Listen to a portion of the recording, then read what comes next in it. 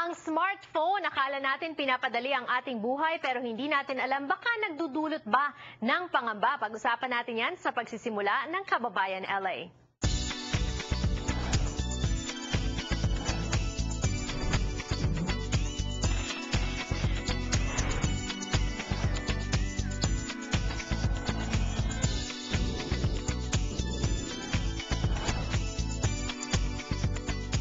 Ngayon din pong hapon sa Kababayan LA, pag-usapan natin yung 6 na paraan daw para tayo ay makatamasa ng tunay at walang humpay na kaligayahan. We're gonna be talking about that today on the show.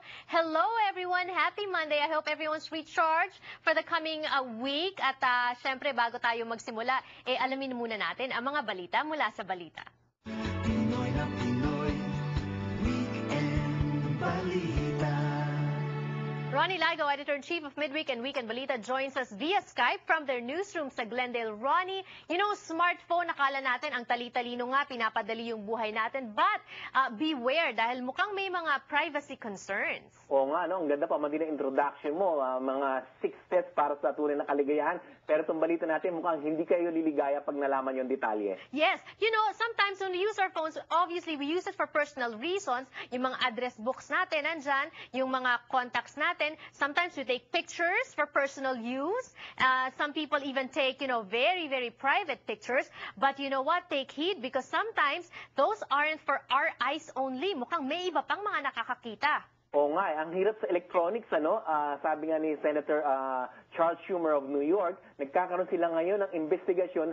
Apparently, itong mga gadgets na ito, itong mga smartphones natin, it's either iPhone or Android. Mukhang, nga sabi nila, na Samsung ba tayo? Mukhang lahat ng ating mga pribadong email dyan, photos man na nabanggit mo na nga dyan, mukhang may applications na kung saan pag dinownload mo, mukhang may access itong ating mga email addresses, contact persons, at mga photos. Delikado yan kasi ma-out in the open ang ating pribadong buhay. The latest outcry comes less than a week after Google rolled out a new privacy policy. At itong policy na to will allow firms to track users across various services to develop targeted advertising. So, sinasabi nila pang-marketing to, but then at the same time, we don't want people monitoring our personal use of things, right? Exactly, no? Kasi nga, pagka kasi nagre-register tayo or nagda-download tayo ng application, may mga things yan in return na kung saan mag-register ka, lalagay mo ang pangalan mo. Yun pala, dahil sa kanilang kagalingan, ika nga, no, sa electronics, na-access tuloy, pati yung mga naka-store sa ating mga contact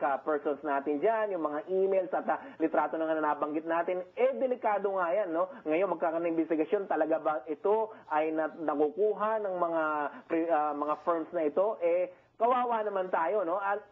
Although sabi nga nila, the mere fact na nung lumabas ang internet, wala na raw private matters as far as we are concerned kasi nga nilagay na natin lahat ng information natin sa internet. Yeah, but the problem is these things also sometimes hindi natin alam kung ano yung tama din at ano yung hindi tama. Senator Charles Schumer, a New York Democrat na nag-urge para simulan ng investigation na ito, sinabi niya if the technology exists to open the door to this kind of privacy invasion, then surely technology exists to close it as well, and that's exactly what must happen. So abangan natin yung mga developments ng balitang yan, Ronnie. Meanwhile, ito, nagiging he said. What John Carter star Taylor Kitsch said about his experience sa Philippine Custom, pinabulaanan naman ito ng pamahalaan ng Pilipinas. Yeah, kasi nga, merong isang episode sa David Letterman na kung saan itong star ng Friday Night Lights, si Taylor Kitsch, sinasabi niya, inanon daw siya,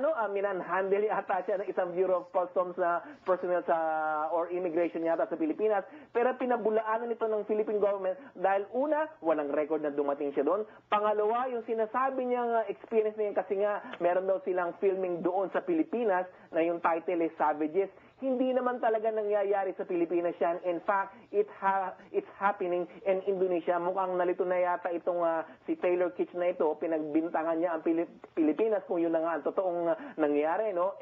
Indonesia daw yun. Now, the Philippine government is asking Taylor Kitsch to somehow take back his words at kasi hirap na nga naman tayong i-promote ang ating bayan as far as tourism is concerned. Tapos may ganitong klase na pagkakamali ng isang Hollywood actor pa naman. Yes, Taylor Kish, star of Friday Night Lights, he's coming out with a new movie.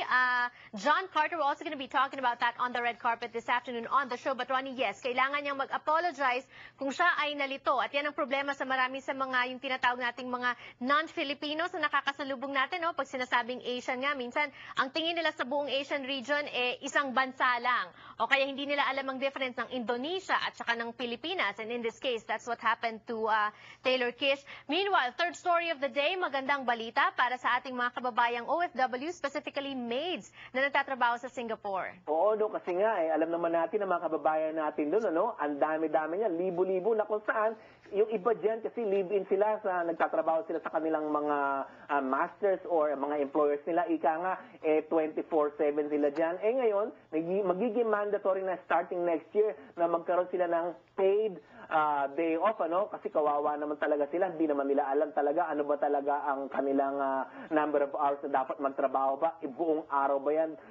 Buong linggo ba yan? Ngayon, magkakaroon na ng batas, pero of course, again, isang taon pa mangyayari yan, na magkakaroon ng mandatory day off ang ating mga kababayan. 65,000 po ang Filipino maids doon po sa Singapore, and of course another 130,000 coming from other countries. At alam naman natin, marami sa ating mga kababayan sa iba't ibang bansa din po nagtatrabaho. So sana, Ronnie, umpisa lang yan sa Singapore, marami rin nagtatrabaho sa Hong Kong, marami rin nagtatrabaho sa Middle East. Sana sumunod itong mga bansa na to. For now, Ronnie, thank you for sharing those stories with us. Maraming salamat po sa inyo, and I hope you enjoy today's Kababayan LA. Yes, and also don't forget to pick up your copy of Midweek and Weekend Balita, also online, www.balita.com. At huwag niyo pong kakaligtaan ang kanilang bagong broadsheet na tinatawag po nilang US Asian Post. Mas marami pa pong mga balita. And of course, para dun sa mga magpapadala naman ng balikbayan boxes sa Pilipinas, before you send that box, you better watch Kababayan LA when we return. Don't go away.